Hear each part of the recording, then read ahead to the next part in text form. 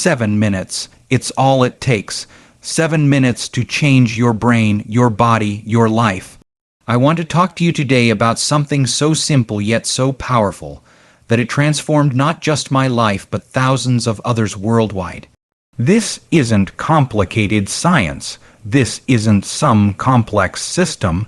This is about what happens when you take just 7 minutes each morning to program your brain for success instead of letting the world program it for you. Most people wake up, check their phone, think about all their problems, and instantly put their brain into a stress response before their feet even hit the floor. They've programmed their day for stress before it even begins. But what if there was another way? What if you could use those first precious moments when your brain is most receptive to set a completely different trajectory?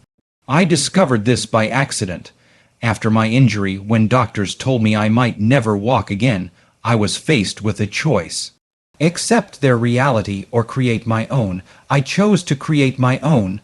Every morning, before the analytical mind kicked in, before the world could tell me what was and wasn't possible, I took those quiet moments to mentally rehearse my healing. 7 minutes of focused intention, 7 minutes of becoming something new, and you know what happened. My spine began to heal in ways medical science couldn't explain, but I could explain it. When you change your thoughts, you change your life. It's not just positive thinking. It's neurobiological programming. Let me tell you about Lisa. Lisa was 42, chronically depressed, overweight, stuck in a job she hated, and taking 5 medications just to get through the day. Like many of you, she was living in survival mode. Wake up, react to life, go to sleep, repeat. Her past was literally creating her future because she was thinking the same thoughts, performing the same actions, and creating the same emotions day after day. Then she heard about this 7-minute morning practice. She thought, what do I have to lose? She committed to it completely. No excuses, no days off. 7 minutes first thing every morning before checking emails, before family demands, before the world could hijack her attention. 6 months later, 3 medications gone, 27 pounds lighter, new job, and most importantly, joy had returned to her life. Not because her external world magically changed overnight, but because she changed her internal world first, and her external reality had no choice but to follow.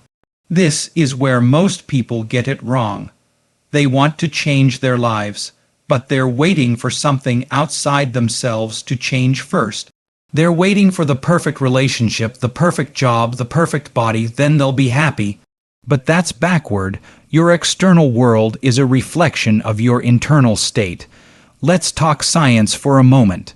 Your brain doesn't know the difference between what's happening in your outer world and what's happening in your inner world. Your thoughts produce the same chemicals in your brain, whether you're experiencing something or just thinking about experiencing it. This is crucial to understand.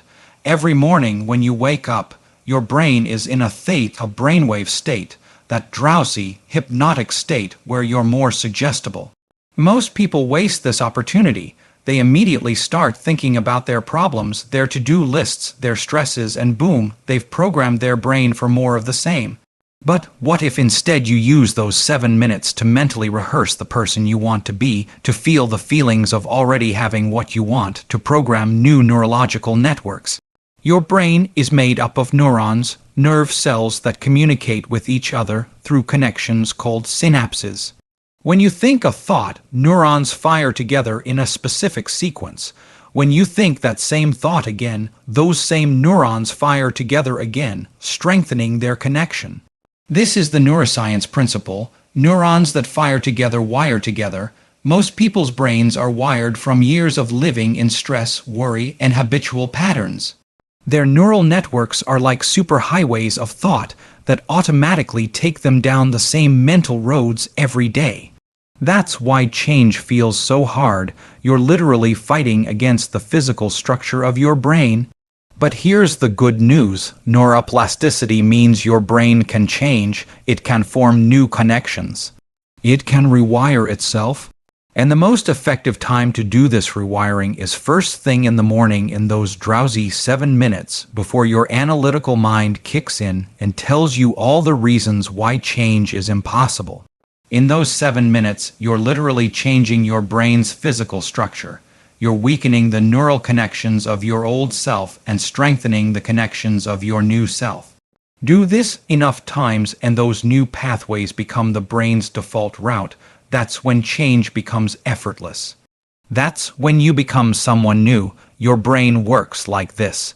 Whatever you repeatedly think about and focus on, it assumes is important to you. And it will look for evidence of whatever you're focused on. Focus on problems, your brain will find more problems. Focus on possibilities, your brain will find more possibilities. This isn't spiritual mumbo-jumbo. This is how your attention and your reticular activating system work. Your brain has a filtering system that determines what information from your environment reaches your conscious awareness. There are millions of bits of sensory information coming at you every second, but you're only aware of a tiny fraction. What determines which information gets through? Whatever you've trained your brain to value and notice. That's why intention matters so much. What you put your attention on grows, what you take your attention from withers. 7 minutes of focused intention each morning literally tells your brain what to look for, what to notice, and what to create more of in your life. Now, let me explain exactly what this 7-minute morning ritual looks like. First, find a quiet place where you won't be disturbed. This isn't negotiable. Turn off your phone. This is your time. Second, sit upright with your spine straight but comfortable. This posture sends a signal to your brain that this is important. You're not just lounging or sleeping.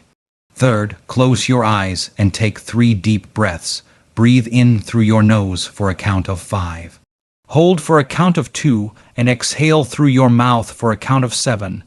This activates your parasympathetic nervous system, taking you out of fight-or-flight mode. Fourth, place your awareness in your heart, not metaphorically. Literally feel the space in the center of your chest. This shifts your consciousness from your head to your heart, from thinking to feeling. Fifth, generate a genuine feeling of gratitude. Not just thinking about what you're grateful for, but actually feeling gratitude in your body. Gratitude is one of the highest emotional states you can be in. It opens your heart and synchronizes your brain and heart coherence. Sixth, clearly visualize what you want to create. See it as if it's happening now. Add details. Make it vivid. Most importantly, feel how you would feel if this were already your reality. Your brain doesn't know the difference between what's real and what's vividly imagined with emotion. Seventh, surrender this vision to a higher power. Call it the quantum field, the universe, God, whatever works for you. Release the how and trust that when you change your energy, you change your life. That's it, 7 minutes. But these 7 minutes are different from any other minutes in your day because they're setting the energetic template for everything that follows. Now, this sounds simple, and it is, but that doesn't mean it's easy. You'll face resistance. Your old self will fight to survive. The moment you decide to become someone new, everything that's inconsistent with that new self will come up to be acknowledged and released. You might sit down for your 7 minutes and suddenly remember 20 urgent things you need to do. That's resistance. You might feel bored, restless, or skeptical. That's resistance. You might fall asleep or find your mind wandering to your to-do list. That's resistance. This resistance is normal, expected. It's your brain's homeostatic mechanism trying to keep you the same. Your brain likes efficiency, and your current patterns, even if they're making you miserable, are efficient because they're familiar. Your brain isn't designed for happiness.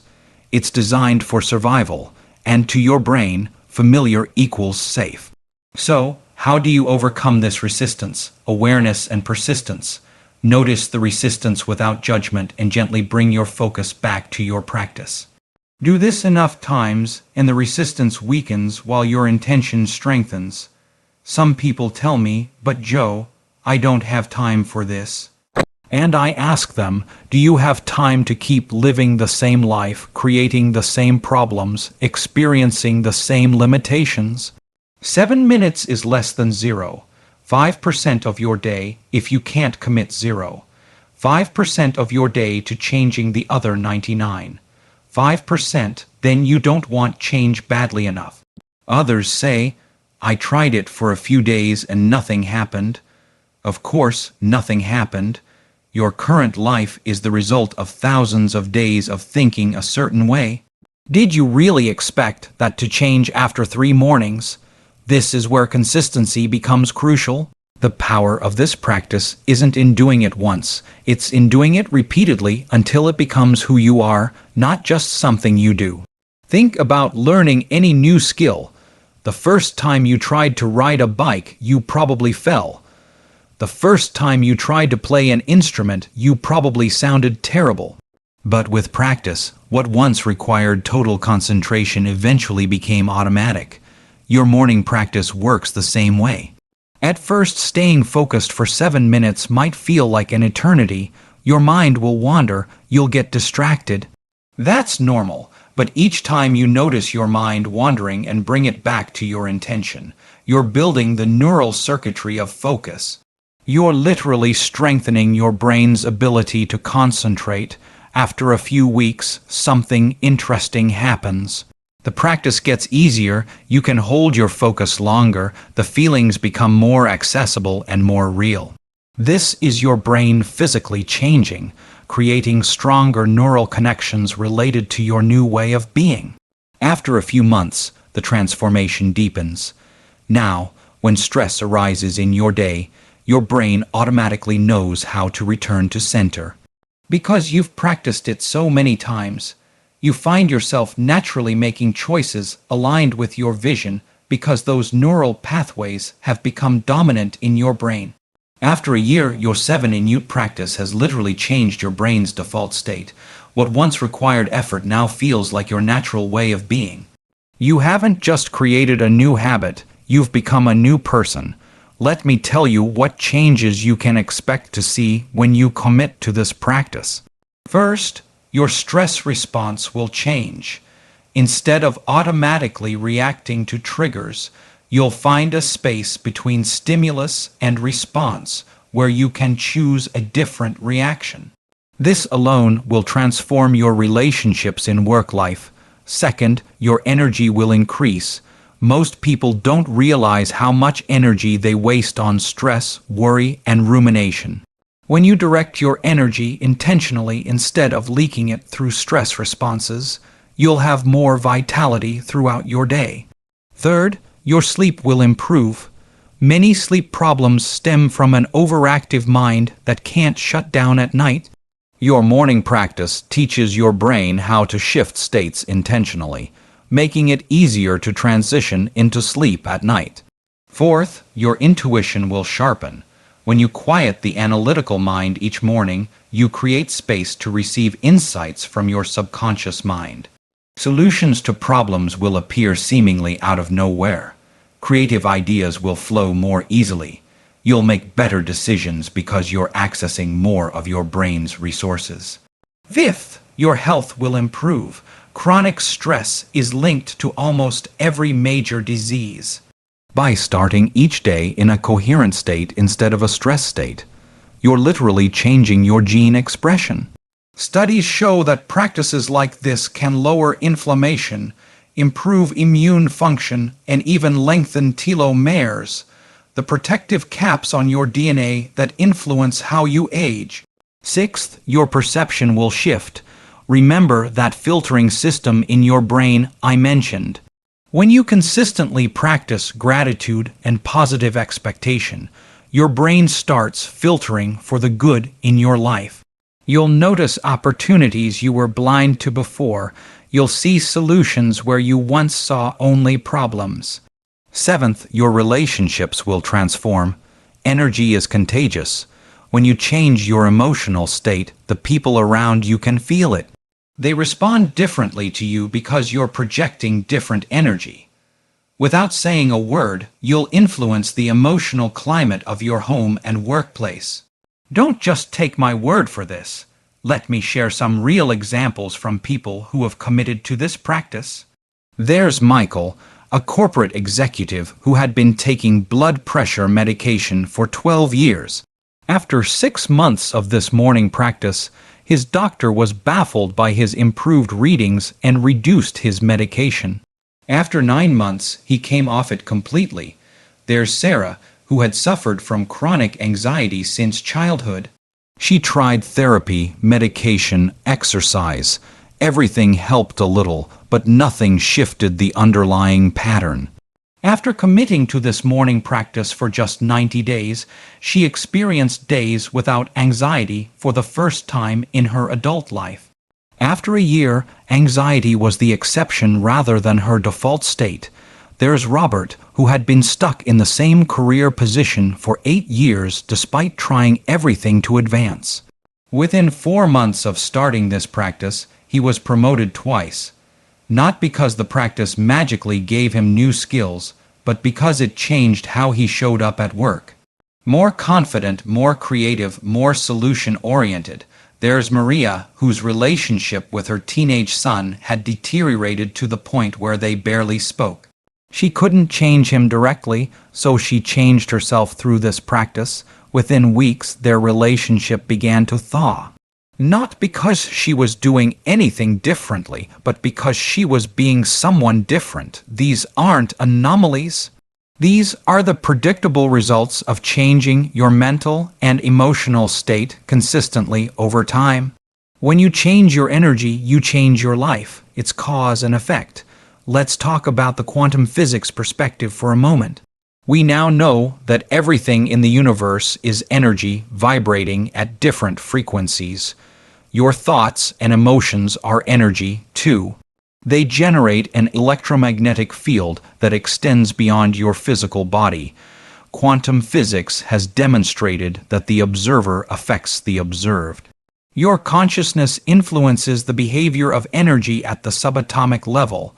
This means that where you place your attention literally affects the physical world around you. Not just metaphorically, but actually. When you sit in those 7 minutes each morning, feeling the emotions of your desired future as if it's already happened, you're not just engaging in a psychological exercise. You're sending out a specific electromagnetic signature into the quantum field. You're communicating with the field in its own language. The language of energy and feeling. This is why feeling is so important in your morning practice. It's not enough to visualize what you want. You must feel it. Emotion is energy in motion. It's the energy that gives your thoughts creative power. When you combine clear intention, thought with elevated emotion, feeling, you're doing exactly what quantum physicists talk about when they describe how consciousness affects reality. You're participating in the creation of your life instead of just responding to whatever happens to you. Most people live their entire lives as though they're passengers rather than drivers. They react to circumstances, respond to other people's energy, and drift with the currents of culture and society. They don't realize they have the power to create differently. Your 7-minute morning practice is you taking the driver's seat in your life. It's you declaring to the universe, "This is who I am becoming. This is what I am creating, and this is the energy I'm broadcasting today." Let me show you exactly how to implement this practice in your life. Not just the basic steps, but the deeper nuances that make all the difference between a ritual that transforms and one that becomes just another abandoned habit. First, start by making a firm decision the night before. This isn't just about setting an alarm. This is about having a conversation with yourself before sleep. Look yourself in the mirror and say, "Tomorrow morning, I choose to create my day rather than let my day create me." This declaration matters. Your subconscious mind is listening. While you sleep, your brain processes this intention, preparing neural pathways to support your morning practice. The greatest athletes visualize their performance before the actual event. You're doing the same thing, mentally rehearsing your morning success before it happens. Many of my students keep a small note by their bedside that simply says, 7 minutes to change everything. It's the last thing they see before sleep and the first thing they see upon waking. This visual anchor reinforces your nighttime commitment during that vulnerable moment when you first open your eyes. And the old program wants to take over. Second, set your alarm 15 minutes earlier than your normal wake-up time. I know I said the practice takes 7 minutes, but you need time to transition from sleep to full presence. Those few minutes of gentle transition make all the difference. Don't jump straight from sleep into your practice.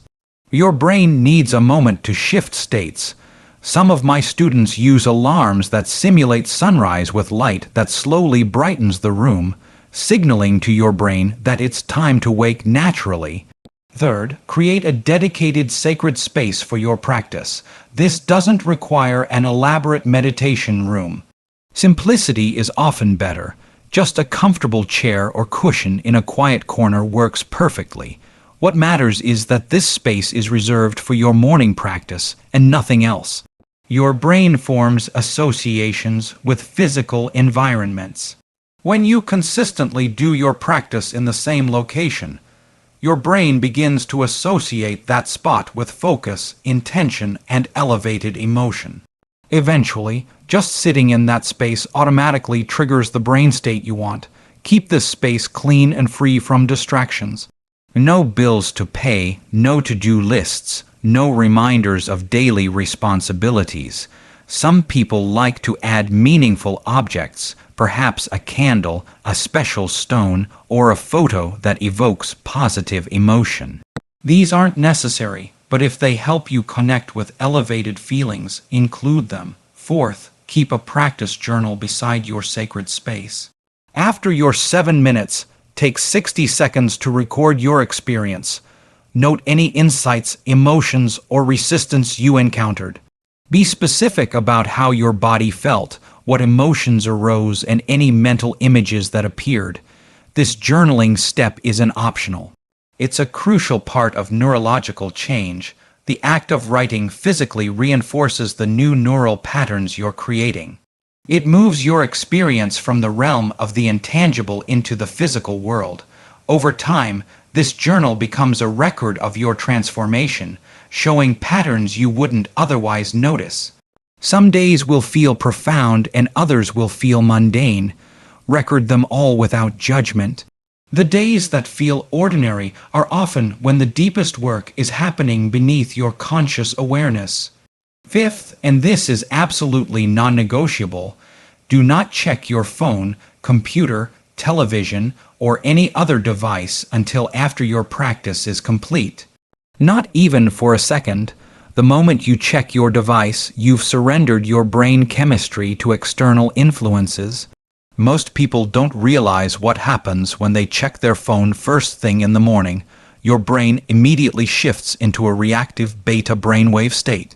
You're instantly bombarded with other people's energies, agendas, and problems before you've even had a chance to set your own energy for the day. You've already absorbed whatever the world has decided to throw at you. Keep your phone in another room while you sleep. If you use it as an alarm, immediately put it into airplane mode after turning off the alarm. Or better yet, invest in a dedicated alarm clock. Create a rule for yourself: no digital input until after your 7-in-ute practice. 6. Establish a system for consistency that acknowledges human nature. If you miss a day, and at some point you probably will, don't use it as an excuse to abandon the practice altogether. Missing one day is a lapse. Missing 2 consecutive days is the beginning of a new pattern. Seventh, find or create a community of like-minded people committed to this same practice. The brain's mirror neuron system means we naturally sync with the energy of those around us. When you connect with others doing this work, you create a field of supportive energy that makes your individual practice stronger. Eighth, track your transformation with objective measures. Before you begin this practice, take stock of your current state. Rate your overall life satisfaction, energy levels, relationship quality, and stress levels on a scale of 1-10. Measure physical markers if relevant: blood pressure, resting heart rate, weight. Note how many times per day you feel irritated, anxious, or fearful. Ninth, prepare for the 3 predictable phases of transformation. In the beginning, typically the first 30 days, you'll likely experience the enthusiasm of novelty. The practice feels fresh and you're motivated by the potential change. Ride this wave while knowing it's temporary. The middle phase, usually days 30 to 90, is when most people quit. The novelty has worn off, but the profound results haven't fully manifested. This is the gap of transformation, the space between who you were and who you're becoming. This is precisely when you most need to persist. Final phase beyond day 90 is where the practice begins to feel less like something you do and more like who you are. The resistance diminishes and the rewards compound. This is where the true magic happens. But few people reach this phase because they surrender during the challenging middle period. Finally, approach this practice with both scientific precision and heartfelt surrender. Be precise about the time, place, and structure of your practice, but surrender your attachment to how the results should look. Your analytical mind can't possibly imagine all the ways your life might transform. Leave room for mystery and unexpected gifts. Remember, consistency trumps intensity. 7 minutes daily creates more lasting change than 2 hours once a week. Small actions repeated consistently literally reshape your brain's physical structure. This isn't just motivational rhetoric. It's neurobiological fact. This 7-minute practice isn't just another item on your to-do list. It's a declaration that you refuse to live on autopilot. It's a daily choice to create rather than react. It's your stake in the ground that says, I am the author of my life, not its victim. Remember, this practice isn't about making your problems go away. It's about elevating your energy to a place where you can respond to challenges from a higher state of consciousness. From this elevated state, solutions appear that were invisible from your stressed state. Your problems aren't going away because the universe hates you. They're there because they're pointing to aspects of yourself that need healing, strengthening, or evolution. When you change your relationship to your problems through this practice, the problems themselves transform from obstacles into opportunities. The truth is, most people live their entire lives without ever realizing how much power they have to create their experience. They're so busy reacting to life that they never step back and realize they can proactively create it. They're so identified with their past that they can't conceive of a different future, but not you, not anymore. Because now you know that your life isn't something that happens to you, it's something that happens from you. From your thoughts, from your feelings, from your energy. 7 minutes each morning is all it takes to start this transformation. 7 minutes to interrupt the automatic programming from your past. 7 minutes to broadcast a new signal to the field. 7 minutes to become someone new. Start tomorrow morning. No, start tonight by setting your intention for tomorrow morning. Don't wait for the perfect time. There will never be a perfect time. Don't wait until you feel like it. Your feelings are the result of your past programming. Start now. Start where you are. Start with what you have. Just start. Because in 1 year from today, you will arrive somewhere. The question is, will you arrive where your past momentum has been taking you, or where your new intentions direct you? 7 minutes each morning, that's the difference between living by default and living by design. That's the difference between a life of reaction and a life of creation. This is your moment. This is your opportunity. 7 minutes to change everything. The choice has always been yours. What will you do with those first 7 minutes?